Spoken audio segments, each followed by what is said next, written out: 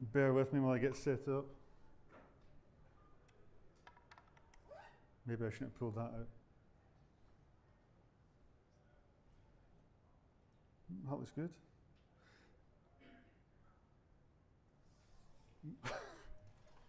I am slightly distracted as I keep getting like message to rugby scores, but anyway.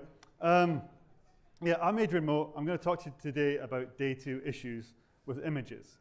So I'm kind of actually starting from the same point of view as Duffy and Kyle. You know, we'll see that in a minute. Basically, everything that happens after you've built your image and you think you're ready to deploy it. Oh. Now, believe it or not, this is a lot like being Frodo in The Lord of the Rings. By the way, people always say I look like Frodo. I'm not really. I used to have like longer hair, and I did. Anyway. So you're Frodo. It's your uncle's birthday, or your uncle's birthday, and you get this cool new ring, and you're looking forward to showing it off. But then some old hairy dude, like Duffy, throws it. Sorry, it was just the grey beard, maybe. Throws your ring in the fire, finds out all these secret letters that he didn't know about, and starts going on about great evil and dark lords. So this will make more sense in a minute when I get to the next bit. You're on point. No, it makes. I said it too early. And you just know it's going to get worse from there. So before you know it, rather than having a chill party, you're hiding from creepy guys dressed in black that you know are going to reappear later. And you have to explain yourself to a full council who keep going on about some volcano in Mordor you've never heard of. Then you run away from giant burning things in an underground mine, being sucked into swamps, captured by giant spiders, and all the time this creepy disembodied eye is looking for you. But at the end, you're saved by a giant eagle. And you're a bit like, well, this is great, but couldn't you have like saved us the walk in the first place? Yeah. And it's basically the same with a container image. So you've created a shiny new image for your application, and you're ready to get it into production. This is where you meet Duffy, sorry. You meet Duffy, he starts talking about manifest lists and annotations, and you start getting that sinking feeling. Somebody mumbles something about CVEs, which you successfully avoided and ignored so far, but you just know it's going to come back and bite you later. Then you have to explain your plan to the platform team, who start talking about maintenance and supply chain security. Somebody utters these words. Then suddenly you're battling with multi-platform builds, drowning in reproducibility issues, getting your head around supply chain security, and having to consider proper observability. I'm not going to talk.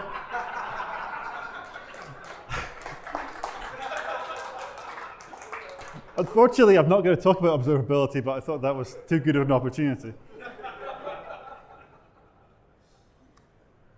And yeah, you get it all working in the end, but it's definitely a battle. And if you watched my presentation in the first place, you could have saved yourself a lot of time, which does make me a giant eagle in this metaphor. Okay, so I'm going to talk through some of these issues, and I'm going to use an example application to try and keep this sort of a fairly practical and grounded talk. All the code for this is in the repo, so you can grab it there at any point. I'll try to add some notes as well after this talk. I have sort of used a sort of simple and common tool as I could.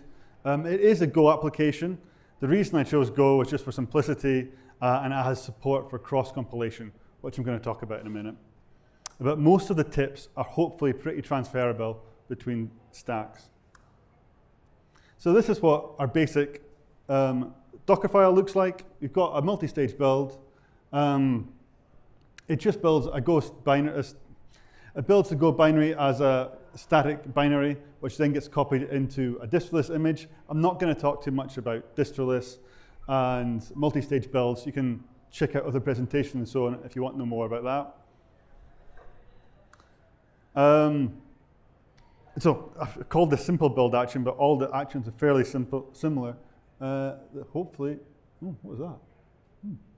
Wasn't expecting that. Yeah, it's this one. So all we're going to do in our build action is set up Docker buildx, log into the Docker Hub. So I'm using the Docker Hub here. You could, of course, use GitHub package registry or wherever, container registry. And this step is kind of important. But all it's doing is setting up your images and tags. So just the naming. And this is the bit that actually does the work. We're saying build this Docker file. We're only going to build it for this platform. We're going to push it to the registry. So once it's built, it gets pushed to the registry immediately. We'll mention SBOMs and provenance later. And this is just using the tags and labels from the previous step. And there's a little bit of other stuff around signing that, again, we'll talk about later. But, oh, of course, this is my fault. I'm not going back to the slides. There we go. The first thing I want to talk about, though, is multi-arc builds. This is kind of a surprisingly deep topic. And I could have done the whole talk on this, to be honest, and maybe I should have. Because I do think there's kind of a lack of good resources around how to do multi-arc container builds. When we talk about multi-arc, though, we really just mean ARM and x86 99% of the time. There are other architectures, I know, but frankly, they're a little bit of a footnote. In the future, I guess we might get RISC-V. This statistic is from last year's Datadog report. I guess the new Datadog report probably comes out next week or so, does it? Is there anybody from Datadog? Yeah. Anyway, so I'm kind of curious to see like how this stat has changed again this year. But between 2022 and 2023, they saw like a tripling in the use of ARM. I did read somewhere else that now data centers are buying more ARM chips than they are buying x86 chips. So even if you're not using ARM at the minute, it probably is in your future because it offers like I guess mainly a cost saving for relatively little work. So the question is, how do you build images for multiple architectures? There's sort of three different techniques, and they all have different trade-offs. So there's emulation, cross-compilation, and dedicated runners, or that's what I'm going to talk about. Emulation is definitely the easiest. It probably will just work. If we look at the, is this going to work? Oh, it did. So if we look at this file, maybe a bit small. Basically, all I'm doing differently is just running this setup QEMU step. So with emulation, you do need to make sure you've got handlers to run the different architectures, but that's pretty much all you do. Then the build is exactly the same, except I've specified multiple platforms. So that's the only difference, and suddenly I'm building for more than one platform.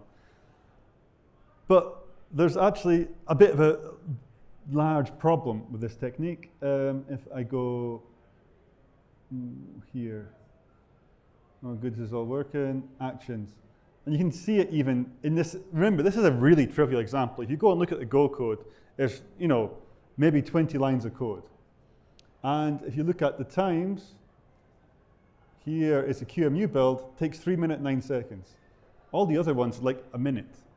So even in a trivial build, it takes much, much longer to run an emulated build. Okay, back to the slides. I've made this complicated for myself.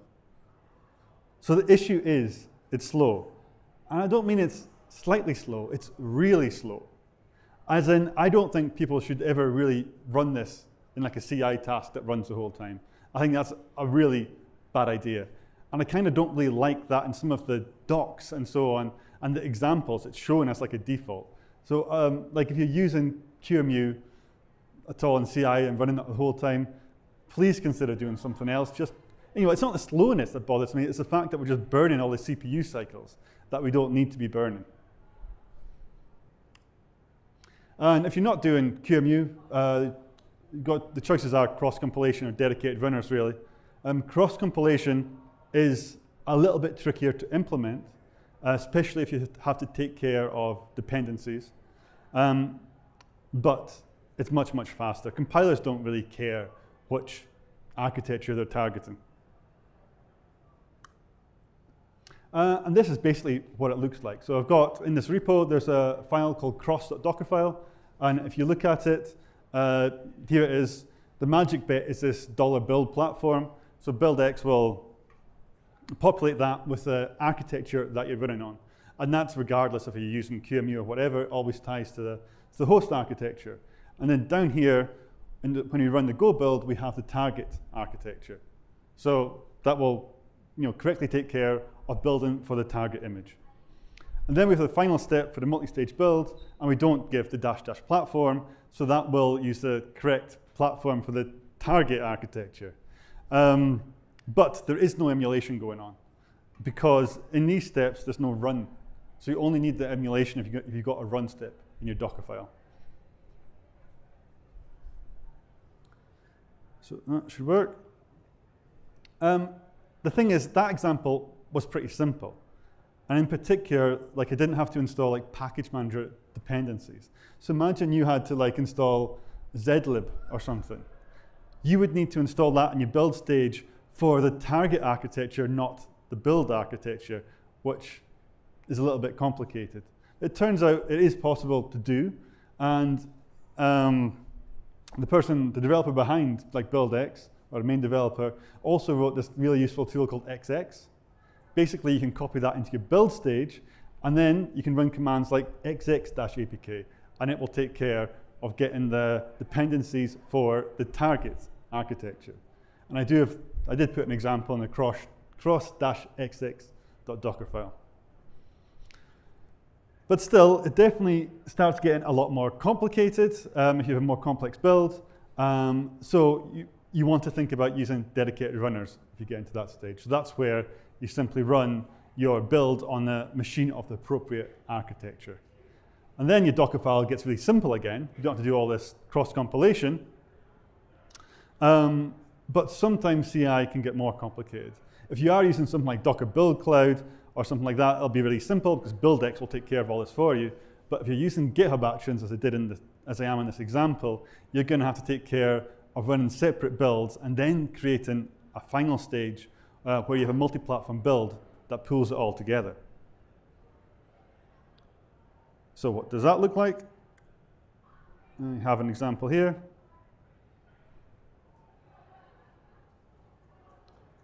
So here we have 2 jobs. We've got 3 jobs in total. But we've got an ARM build step that is going to use our ARM nodes. The actual bit here is just the same as before. But we also have another step here. Oh, I do have to say thanks to Carlos for helping me set this all up. And this step here runs on the x86 nodes. And then the tricky bit, we have to stick it all back together. So we have this, where is it? Oh yeah, here we go. We have this manifest step, which depends on the 2 previous jobs, our ARM build and our x86 build. And what we have to do is get the digest of those images. I'm using Crane to find the digest along with the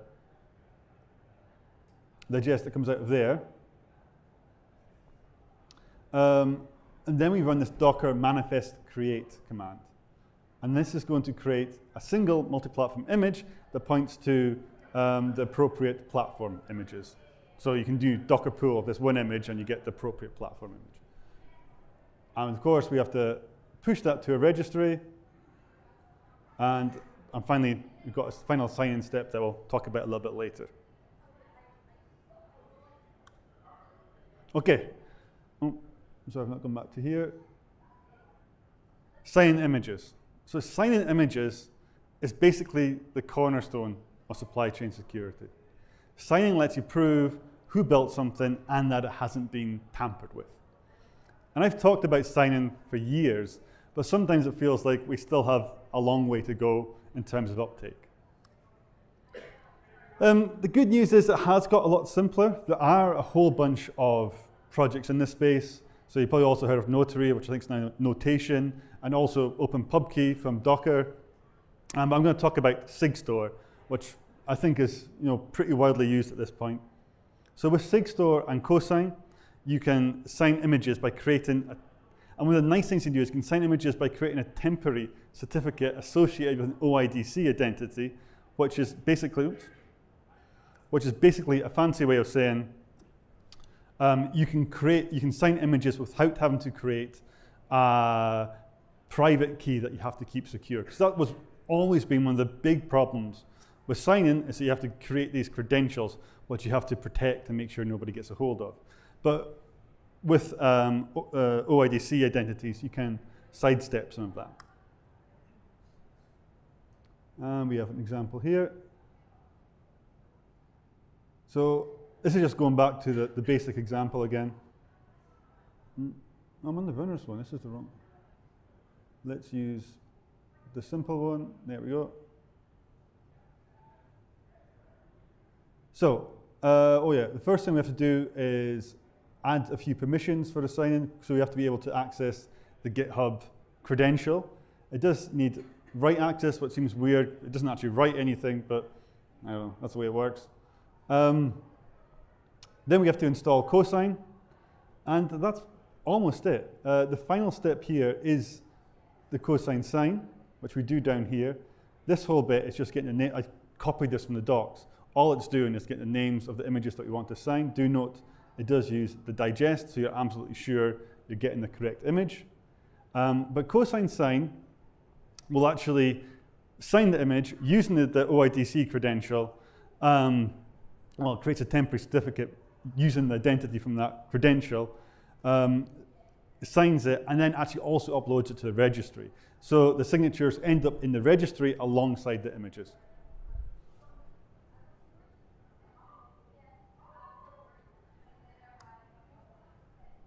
Now that you're signing images, you also really need to check the signatures at some point.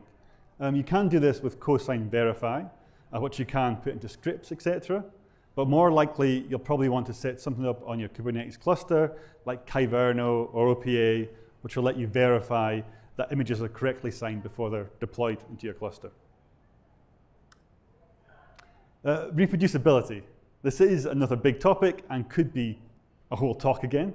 I think basically a lot of the points I'm going through could be a whole talk.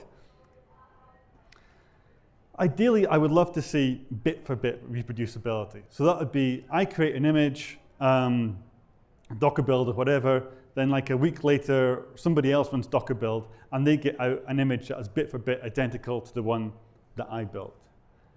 But that's really not so easy. You can do it actually if you use certain tools and so on, but it tends to be a lot of work. It is still, oh, why is that doing that? I want to see. It is still worth aiming for sort of in-between point. And in-between point being, I guess, one thing that I find quite often, you run Docker build, or you run somebody else's Docker build, and it's only like a month or two old, and it doesn't work. And half the time it's because the dependencies have changed, right? You know, a different version of curl or whatever gets installed. And it just doesn't all work together anymore. Sometimes like a whole download will disappear, which is a whole other problem. But what you can do is use pinning. So you appreciate my joke picture. With images and actions, you can pin to digests. So a digest is basically a cryptographic hash of an artifact. So it always points to an exact version. But it's actually a little bit better than that. Because it's a hash of the contents, you're guaranteed that if you use a hash, you will get the same thing, and nobody kind of tampered with it or made malicious changes. For dependencies installed via package managers or language tool chains, you may find you can't use hashes, but you can probably still be specific with regard to versions. So rather than install version 2.3, you can install 2.3.1 R5 or whatever. This is basically what pinning looks like. This is how you do it in a Docker file. You're going to have this big long SHA line at the end. Now I've cropped this. The annoying thing about digest is it's like, I can't remember how many characters it is, but it's like 60 characters of just letters and numbers. And it's not really human readable. So that's the really annoying bit with digests. You can do exactly the same thing with GitHub Actions. Again, it's the same sort of format. You have this at and then the digest at the end of it. In both these cases, note that there's a little bit of metadata added here.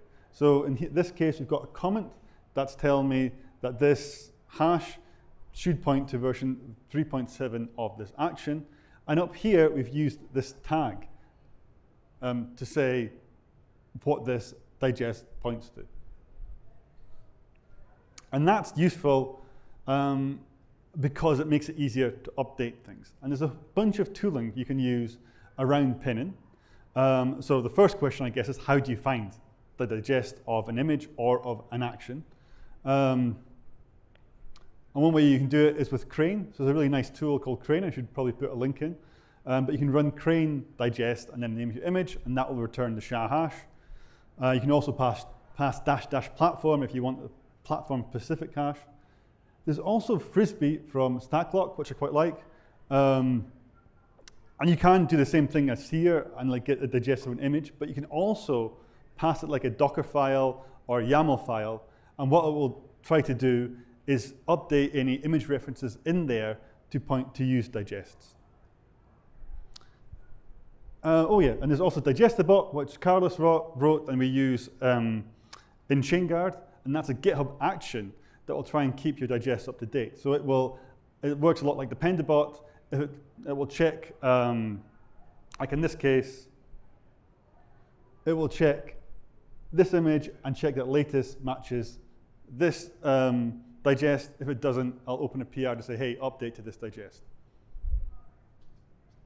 And Frisbee actually has an action that does something very similar as well. Okay, so on to the Nazgul of the talk, CVEs. I feel we've probably done a lot of this already. But I kind of think, as was mentioned earlier, there is a bit of a problem in that, say, you do your Docker build, and you run your scan on it, and the CVEs. But the CVEs are in like the images you're using, which are up to date, or they're in packages that you've installed, but you've installed the latest version of the package. So you're kind of like a bit stuck as to what to do.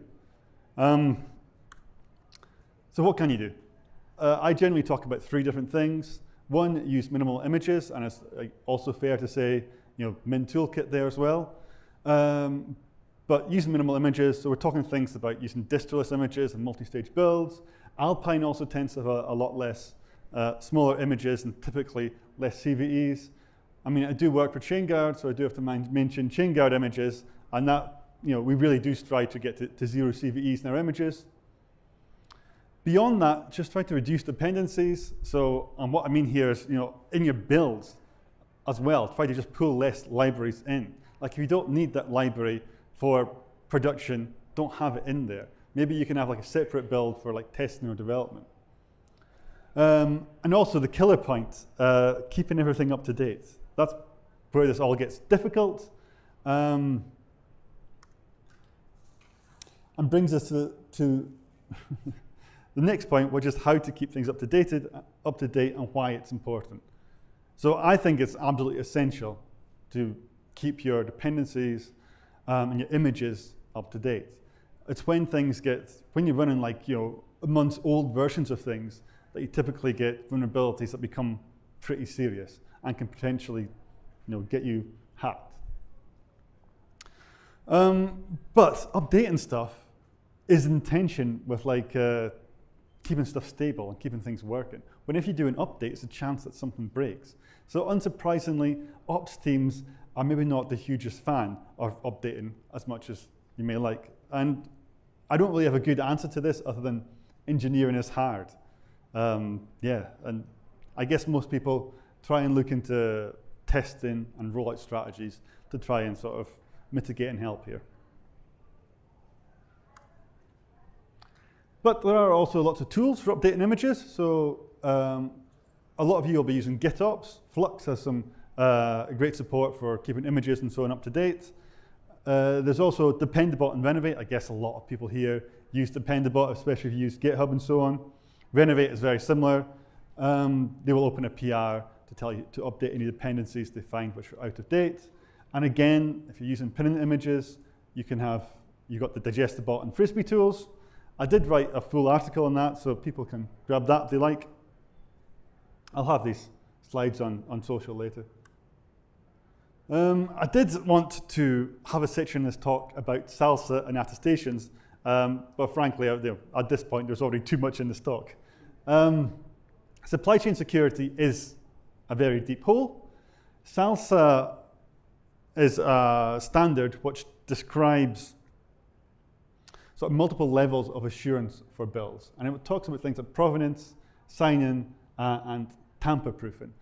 So I would totally go and look at the SLSA thing and try and work out where you are in the levels. It used to be a 4-level system, it's now a 3-level system. But yeah, it does go very deep. I did start adding some stuff into those GitHub actions regarding sort of how you add provenance and SBOMs and also build attestations. So if you go and look at those files, you'll find like in the builds, I turn on like max mode for Docker build, which adds some build provenance, and I also added in the GitHub artifact stuff. Now, I've not really investigated that fully. That's just a starting point. So if you want to look into that, do go and look at it, but I'm not guaranteeing like how much that guarantees a provenance.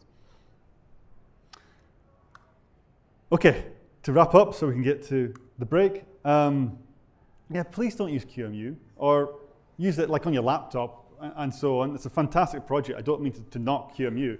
It's pretty amazing what they've achieved, but don't run it in CI/CD the whole time. It really is just burning resources.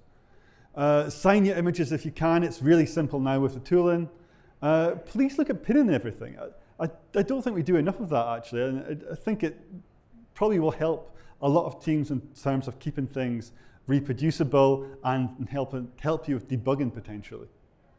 And also automate updates, but that's really a large engineering problem that I think most teams will probably on top of. Okay, thank you very much.